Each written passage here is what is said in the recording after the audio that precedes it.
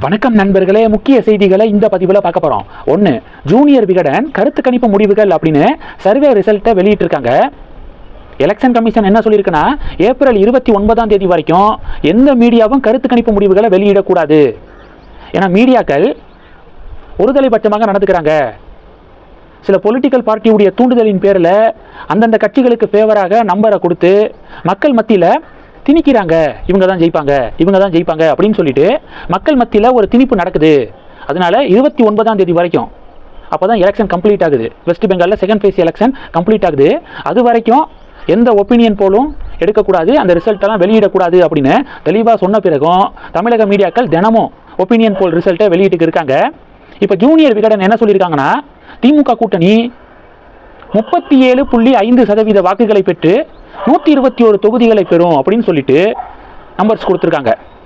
அதிமுக கூட்டணி 33.6% வாக்குகளை பெறும், 84 தொகுதிகளை ஜெயிக்கும் அதிமுக கூட்டணி அப்படின்னும், டிவிகே பார்த்தீங்கன்னா 24.7% வாக்குகளை பெறும், 3 தொகுதிகளை டிவிகே ஜெயிக்கும் அப்படின்னு ஜூனியர் விகடனுடைய சர்வே முடிவில் படிக்க முடியுது.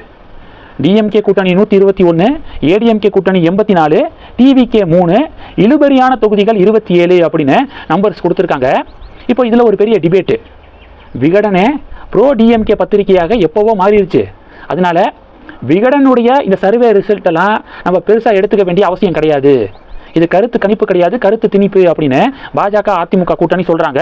இது ஒரு பெரிய பரபரப்பை ஏற்படுத்தியிருக்கு. இது ஒன்று. ரெண்டாவது என்ன பார்க்க போகிறோன்னா, அண்ணாமலை அதிரடி அப்படிங்கிறது ரெண்டாவது செய்தி. துறைமுகம் தொகுதியில் சேகர் பாபுவை ஆதரித்து கமலஹாசன் பிரச்சாரம் பண்ணியிருக்காரு. அப்போ கமலஹாசன் என்ன பேசியிருக்காருன்னா, சேகர் பாபு 2021 to 2026 திமுக ஆட்சியில் ஹிந்து சமய அறநிலைத்துறை அமைச்சராக இருந்தவர். கமல் சொல்கிறாரு, ராஜராஜ சோழனையும் தாண்டி கோவில்களுக்கு குடமுழுக்கு செய்தவர் சேகர் பாபு அப்படின்னு சொல்லிட்டு கமலஹாசன் சொல்ல, அண்ணாமலை என்ன பண்ணியிருக்காருன்னா ஒரு மீம் டெம்ப்ளேட்டை ஷேர் பண்ணியிருக்காரு.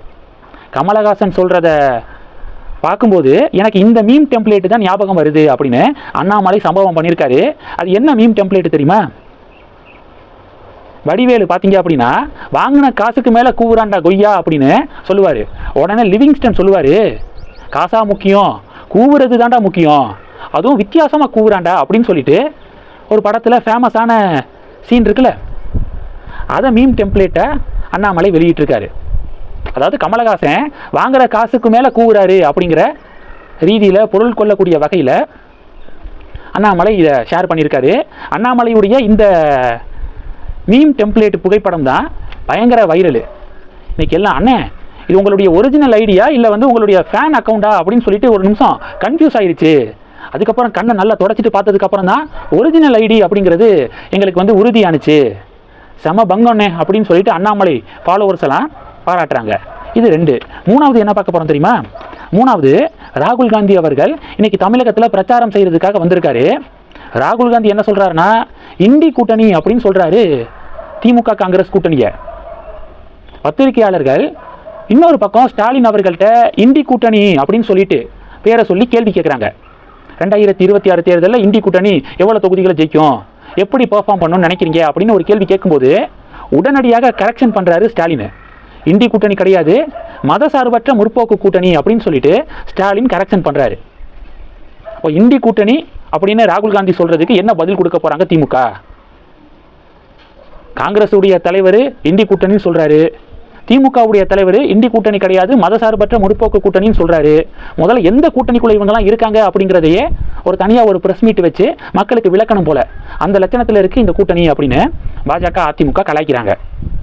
இந்த செய்திகளை பற்றி உங்களுடைய பார்வைகளை மறக்காமல் கமெண்ட் பண்ணுங்கள். தொடர்ந்து கணக்கில் இருங்க. அடுத்தடுத்து நிறையா பதிவுகளை பார்க்க போகிறோம். நன்றி. ஜெய் ஹிந்த்.